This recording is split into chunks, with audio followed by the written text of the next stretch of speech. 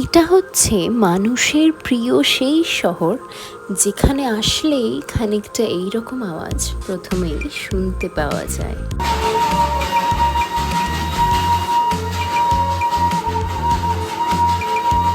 একদম ঠিক ধরেছ, এটা হচ্ছে ভ্রমণ পিপাসু বাঙালির সেই প্রিয় the queen of hills, Darjeeling.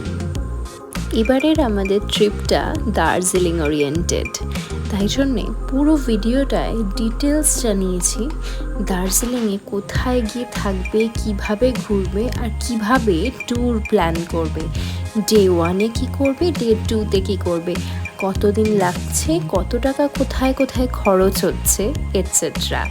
তাই জন্যে আমাদের পুরো ভিডিওটা দেখতে থাকো। আমাদের দার্জিলিংয়ের পার্ট 1 ভিডিওতে আমরা অলরেডি তোমাদের বলেছি যে আমরা ফার্স্ট ডে কী করেছি বা পৌঁছানোর পর কি করেছি। তাই সেকেন্ড ডেটা দেখো, আমরা শিলিগুড়ি থেকে রওনা দিয়েছিলাম দার্জিলিংয়ের পথে, আর সেখানেই আমরা বুক করে নিয়েছিলাম একটা গাড়ি, যেখানে প্রচুর দাম বলছিল, 3,000 5,000 যে যা পারছিল বলছিল।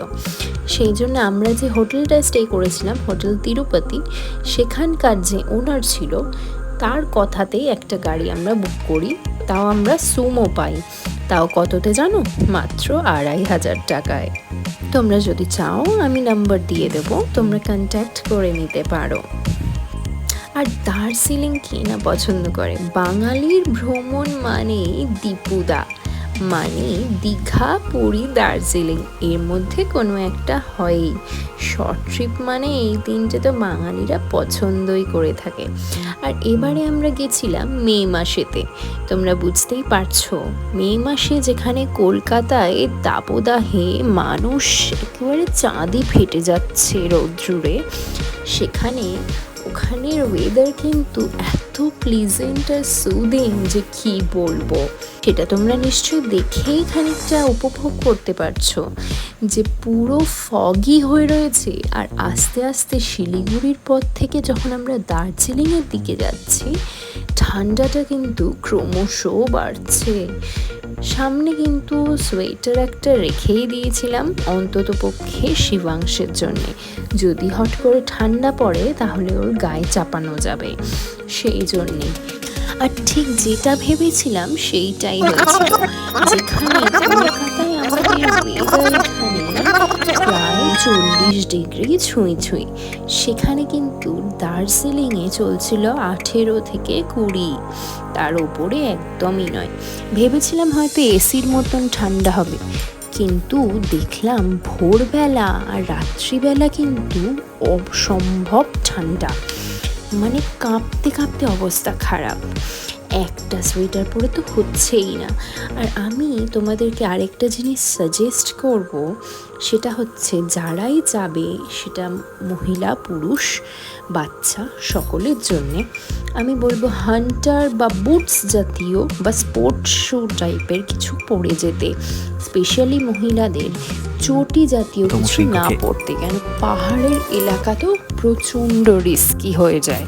সাথে সাথে পাহাড় যেহেতু, নেক্সট এপিসোডে তোমাদের জানাবো, তার আগেও একবার জানিয়ে রাখি, ওখানে কিন্তু ড্রাইভার বলো আর হোটেল যারা মালিক আছে তারা বলো, কেউ কিন্তু এই কথাটা তোমাদের বলবে না। আমি এটা বলে রাখছি যেহেতু এক্সপিরিয়েন্স করলাম, আমার সামনে একজনের হয়েছিল। সেটা হচ্ছে কিছু কিছু স্পটে যেখানে তোমরা ঘুরতে যাচ্ছ, সেখানে কিন্তু প্রচুর জোঁক থাকে। ব্ল্যাক টি 10 টাকা, মিল্ক টি 20 টাকা,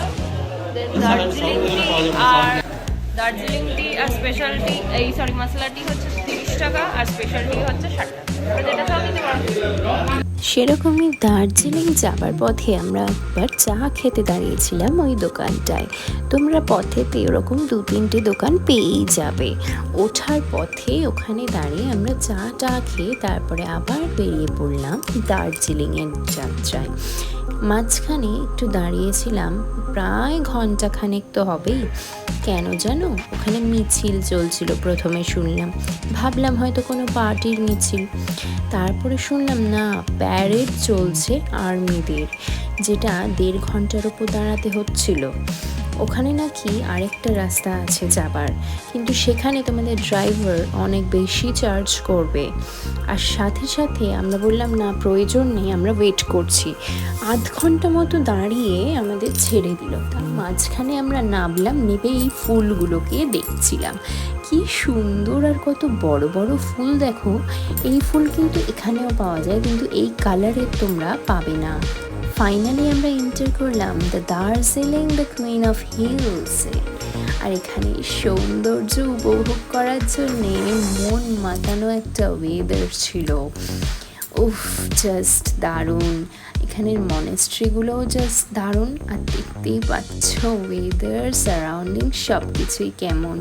আর আমাদের যেহেতু পৌঁছতে একটু দেরি হয়েছিল, আমরা গিয়ে রেস্ট ফেস্ট করে চান টান করে বেরোতে আমরা সাদার পুলিশ স্টেশনের কাছে উঠেছিলাম হোটেল গায়ত্রীতে, যেখানে 4 বেডেড রুম, প্রাইস পড়েছিল পার ডে 2500 টাকা করে। তারপরে ঝমঝমিয়ে বৃষ্টির কারণে বিকেল হয়ে যায়। তারপরে গিয়ে আর ভাত খেতে ইচ্ছে করে না। ওখানে বাজারের মধ্যে 2-3টে দোকান ছিল, মানে রেস্টুরেন্ট ছোট ছোট। তো সেই রেস্টুরেন্টে আমরা চলে যাই আর গিয়ে মোমো খাই। আমি তো যেহেতু স্টিমড মোমো কোনোদিনই পছন্দ করি না, আমি স্টিমড নিইনি। আমরা নিয়েছিলাম চিকেন ফ্রাইড মোমো। তোমরা সব রকম মোমোই ওখানে অ্যাভেলেবেল আছে, পেয়ে যাবে, অসুবিধে কিছুই নেই।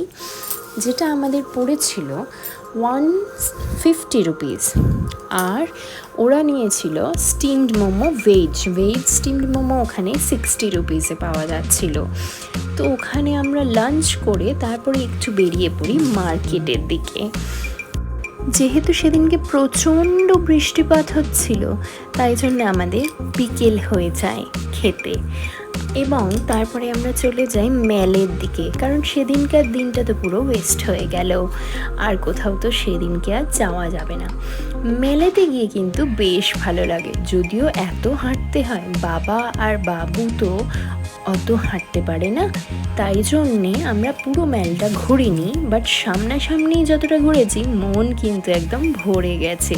আর নিচে থেকে ওপর দিকে উঠতেই এতটা হাঁপিয়ে গেছি, শর্টকাট রাস্তা ধরতে গিয়ে সিঁড়িতে উঠছি। এখানে সামনাসামনি দোকানে অনেকগুলো ক্রোশিয়ার, এখানে রিংস পাওয়া যাচ্ছিল, তারপরে আরও ডিজাইনের অনেক কিছু, মানে এখানে ক্রোশিয়াটা খুব অ্যাভেলেবেল দেখলাম। দামটা কিন্তু কম নয় তাই বলে। যাই হোক, আমরা একটা রেস্টুরেন্টে কোল্ড ড্রিঙ্কস খেলাম, খেয়ে চলে গেলাম কেভেন্টার্সে ঢোকার সময় আমাদের ফোন সুইচ অফ হয়ে যাওয়ায় আমরা ভেতরের ভিডিও করতে পারিনি। তারপরে আমরা ফোনে চার্জ দিয়ে আবার পরে আসলাম গ্লেনারিজের সামনে ভিডিও করাটা তো ম্যান্ডেটারি। তারপরে আমরা গ্লেনারিজে ঢুকিয়ে কিছু কাপকেকস, তারপরে প্যাস্ট্রিজ অ্যান্ড চকো রোলস, মাফিনস এইসব নিয়েছিলাম। এখানে শুধু তা ছাড়াও কিন্তু দেখতে পাচ্ছ হ্যাটস পাওয়া যায়, পারফিউম পাওয়া যায়, ক্যান্ডেলস পাওয়া যায়, অনেক কিছুই পাওয়া যায়। ঠিক আছে, মাফলার্স অ্যান্ড অল যদি তোমরা এখান থেকে কিনতে পছন্দ করো কিনতেই পারো। আমাদের মোটামুটি পড়েছিল, মাফিনটা হচ্ছে 300, কাপকেকটা পড়েছিল মোটামুটি হচ্ছে 150, আর যে চকো রোল পড়েছিল আমাদের 80 রুপিস করে। আমরা সব ওখানে খেয়ে নিয়ে সেই দিনটা বেশ ভালোভাবে উপভোগ করে, এবং ওখানে যেহেতু গান চলছিল সেই অ্যাম্বিয়েন্সটা জাস্ট ওয়াও। আর এখানে দেখতে পাচ্ছ পেছনে কি সুন্দর ডেকোরেশন করা এই শিপটা, ওখানে পোগোও বেশ মজা পেয়েছিল। ওখান থেকে সব খেয়ে বেরিয়ে তারপরে আর আমাদের শরীর দিচ্ছিল না, আমরা চলে যাই হোটেলের পথে। এবং হোটেল থেকে আসার পথে আমরা বলে এসেছিলাম যে আমরা ডিনারটা রাত্রিরে ওদেরকেই আনতে বলবো এবং আমরা ভাত খাবো। তো তাই জন্যে এখান থেকে বেরোনোর পর আমরা দেখো, যেহেতু আমাদের মাফিনস, চকো রোলস এইসব খেয়ে পেট একেবারে ভার হয়ে গেছিলো, সেহেতু আমরা বেশি কিছু খাইনি, ভাতই খেয়েছিলাম রাত্রিরে। এবং এখানে কিন্তু আগেই বলে দিই, টেবিল বুক করতে গেলে একটু ওয়েট করতে হয় ভেতর দিকেরটার জন্যে। বাইরের দিকে যদি ফাঁকা থাকে তাহলে তুমি ইজিলি অ্যাভেলেবেল পেয়ে যাবে। এবং আরও বলে দিই, এর ওপরে আর নিচে কিন্তু বার অ্যান্ড ডিস্ক আছে, তোমরা চাইলে যেতে পারো, যেটা আমাদের প্রয়োজন পড়েনি কারণ আমরা ওই দিকেই যাই না। যাই হোক, আর ওয়েদারটা খুবই সুন্দর এবং সুদিং ছিল।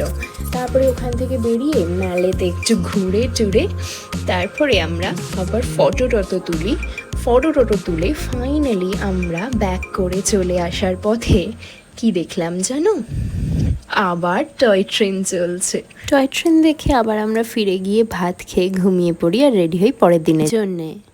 ভেজ রাইস থালি আমাদের পড়েছিল 120 রুপিস পার প্লেট।